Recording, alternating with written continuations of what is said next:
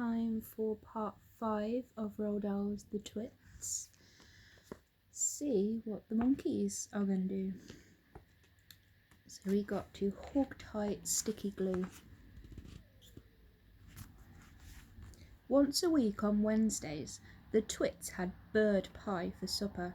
Mr. Twit caught the birds and Mrs. Twit cooked them. Mr. Twit was good at catching birds. On the day before Bird Pie Day, he would put the ladder up against the big dead tree and climb into the branches with a bucket of glue and a paintbrush. The glue he used was something called Hog Tight, and it was stickier than any other glue in the world. He would paint it along the tops of the branches and then go away. As the sun went down, birds would fly in from all around the roost for the night in the big dead tree. They didn't know, poor things, that the branches were all smeared with horrible hog-tight. The moment they landed on a branch, their feet stuck, and that was that.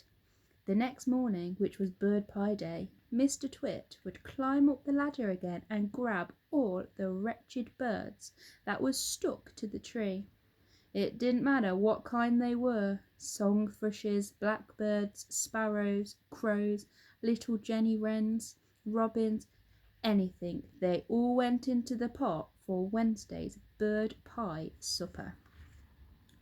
On one Tuesday evening, after Mr. Twit had been up the ladder and smeared the tree with hog-tight, 4 little boys crept into the garden to look at the monkeys.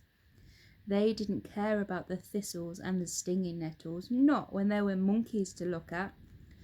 After a while, they got tired of looking at the monkeys, so they explored further into the garden and found the ladder leaning against the big dead tree. They decided to climb up it just for fun. There's nothing wrong with that. The next morning, when Mr. Twit went out to collect the birds, he found 4 miserable little boys sitting in the tree, stuck as tight as they could be by the seats of their pants to the branches.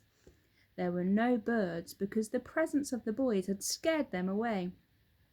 Mr. Twit was furious. "As there's no birds for my pie tonight," he shouted, "it'll have to be boys instead." He started to climb the ladder. "Boy pie might be better than bird pie," he went on, grinning horribly. "More meat and not so many tiny little bones." The boys were terrified. "Oh, he's going to boil us," cried one of them.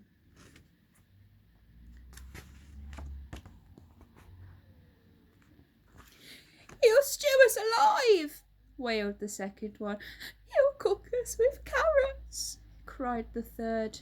But the 4th little boy, who had more sense than the others, whispered, "Listen, I just had an idea. We're only stuck by the seats of our pants. So quick, unbutton your pants and slip out of them and fall to the ground." Mr. Twit had reached the top of the ladder and was just about to make a grab for the nearest boy when all of a sudden they tumbled out of the tree and ran for their home with their naked bottoms winking at the sun.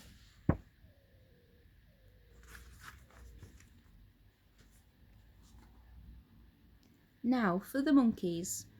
The 4 monkeys in the cage in the garden were all one family. They were Mugglewump and his wife and their 2 small children. But what on earth were Mr. and Mrs. Twit doing with monkeys in their garden? Well, in the old days, they had both worked in a circus as monkey trainers. They used to teach monkeys to do tricks and dress up in human clothes and to smoke pipes and all the rest of that nonsense. Today, although they were retired, Mr. Twit still wanted to train monkeys. It was his dream that one day he would own the first great upside-down monkey circus in the world. That meant that the monkeys had to do everything upside down. They had to dance upside down, on their hands with their feet in the air, They had to play football upside down. They had to balance on top of one another upside down, with Mugglewump at the bottom and the smallest baby monkey at the very top. They even had to eat and drink upside down, and that is not an easy thing to do, because the food and water has to go up your throat instead of down it. In fact, it is almost impossible. But the monkeys simply had to do it, otherwise they got nothing. All this sounds pretty silly to you and me. It sounded pretty silly to the monkeys too. They absolutely hated having to do this upside down nonsense day after day. It made them giddy standing on their heads for hours on end. Sometimes 2 small monkey children would faint with so much blood going to their heads, but Mr. Twit didn't care about that. He kept them practicing for 6 hours every day, and if they didn't do as they were told, Mrs. Twit would soon come running with her beastly stick.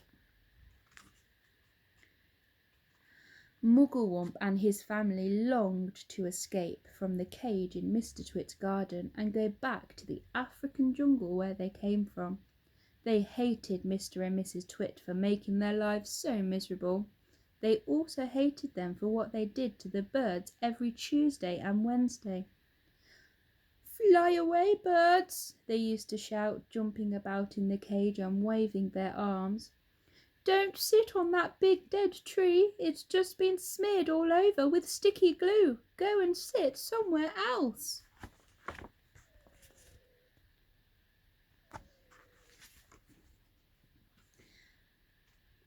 But these were English birds, and they couldn't understand the weird African language the monkeys spoke, so they took no notice and went on using the big dead tree and getting caught for Mrs. Twit's bird pie. Then one day a truly magnificent bird flew down out of the sky and landed on the monkey cage. "Good heavens!" cried all the monkeys together. "It's the roly-poly bird! What on earth are you doing over here in England, roly-poly bird?" Like the monkeys, the roly-poly bird came from Africa, and he spoke the same language as they did. "I've come over for a holiday," said the roly-poly bird. "I like to travel." He fluffed his marvellous coloured feathers and looked down rather grandly at the monkeys. "For most people," he went on, "flying away on holiday is very expensive, but I can fly anywhere in the world for nothing." "Do you know how to talk to these English birds?" Mugglewump asked him. "Oh, of course I do," said the roly-poly bird. "It's no good going to a country and not knowing the language." "Then we must hurry," said Mugglewump. "Today is Tuesday, and over there you can already see the revolting Mr. Twit up the ladder, painting sticky glue on all the branches of the big dead tree. This evening when the birds come in to roost, you must warn them not to perch on that tree, or they will be made into bird pie." That evening the roly-poly bird flew around and round the big dead tree, singing out, "There's sticky, sticky stuff all over the tree. If you land in the branches, you'll never get free. So fly away, stay up high, or you'll finish up tomorrow in a hot bird pie."